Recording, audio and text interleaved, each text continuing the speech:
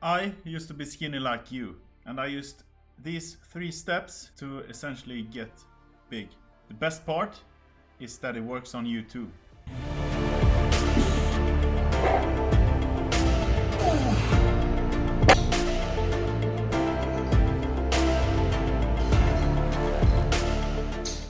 The knowledge I'm about to share with you is condensed from 12 years of my own training, a personal training course that cost me $2,000 and a lot of mistakes.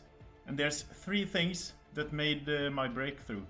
And it will be your breakthrough too. These are training program, diet, and consistency. All 3 things are equally important, and if you skip or don't do even one of these correctly, you will not see the results that you want.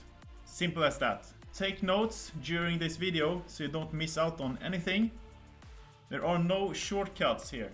Let's dive in. Training. Don't make the mistake that I see everyone just starting out do. They go with the old bro split. Chest, back, arms, shoulders, and then they skip legs because squats are for girls. Newsflash, girls dig dump trucks too. What you should be focusing on is compound movements. This will allow you to lift more weight and become bigger and stronger. Compound movements boosts your testosterone, which will aid in recovery and muscle building. Compound movements will also increase your athleticism, since you're teaching your body to work as one complete unit. The movements that you should build your program on is deadlifts, bench press, squats, and pull-ups. A good split to follow is upper and lower body for 3 sessions a week. This will emphasize compound movements, and if you pick this route, be sure to do 2 upper sessions and 1 lower session on week 1, and then on week 2 you do 2 lower body sessions and 1 upper. I do, however, favor full body programs for beginners. This is to get as much compound movements in your training as possible when you're starting out, focusing on correct form until you feel comfortable executing the movements.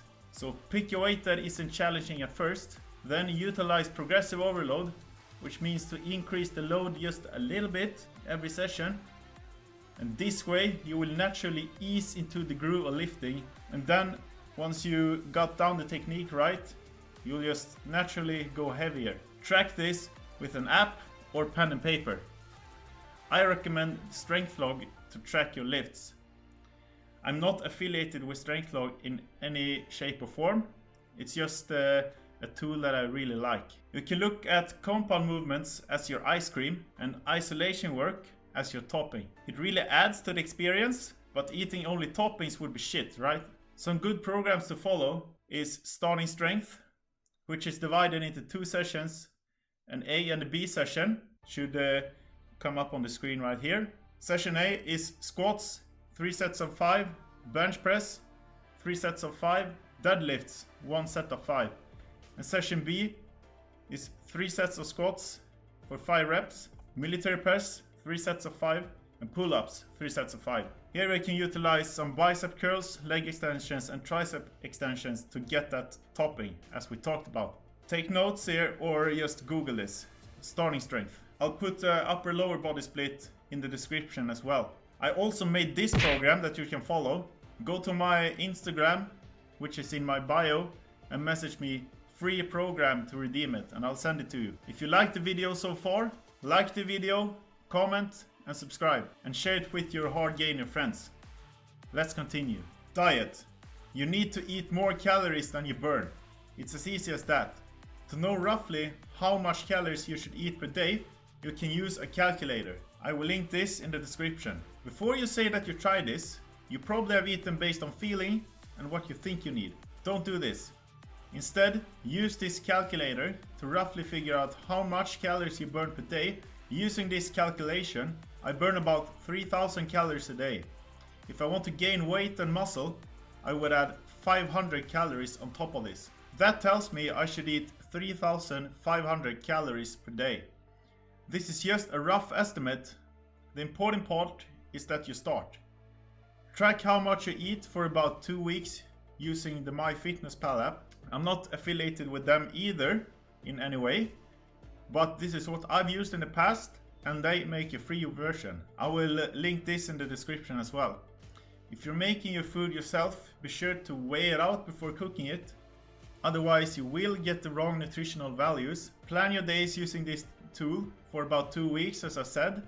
Then you can phase it out, because you don't want to weigh all your food for the rest of your life. Try to get some nutrient-rich food in your diet as well. But calories really is king here. You're a hard gainer, life isn't fair, so get down those calories. If you can't eat the amount of calories that you need, use more food with high fat and sugar content. Pizza, burgers, candy, all of that stuff. Just get it in there.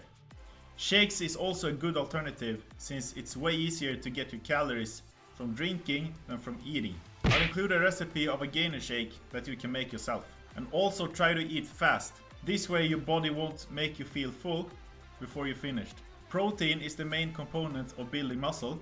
You should aim for about 1.6 to 2.2 grams per kilo body weight, or 1 gram per pound of body weight, to give your body the right muscle building conditions. To make all of this easier, I made a full meal plan for you with 4,000 calories per day. Just DM me meal plan on Instagram and I'll send it over to you. As for supplements, stick with basics. Use creatine, whey protein and gainer. This is if you don't want to make the gainer shake yourself. Also get some multivitamins if you're not eating a lot of fruit. But all of the other supplements aside from these are just fluff, I'm telling you. Drink a lot of water. This will help your body take care of the nutrients that it needs. It will also make you able to push harder in the gym if you're hydrated correctly. That covers diet. Let's go on to consistency. Consistency is key.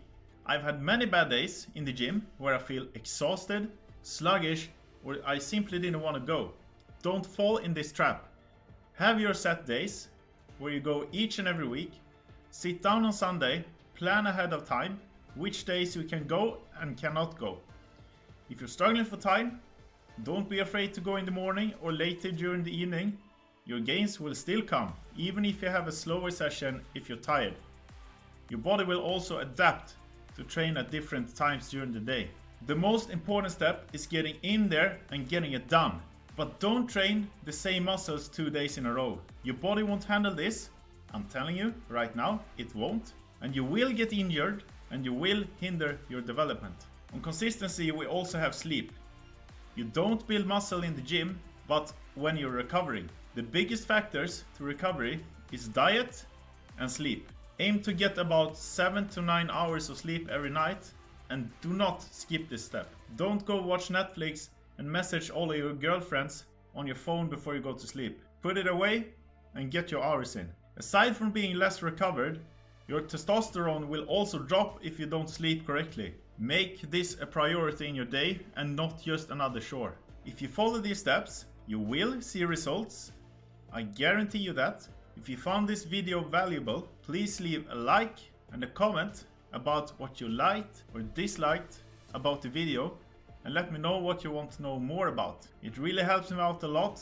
I want to know what you guys want to hear, so I can make content around it. See you later, and let's start bending bars.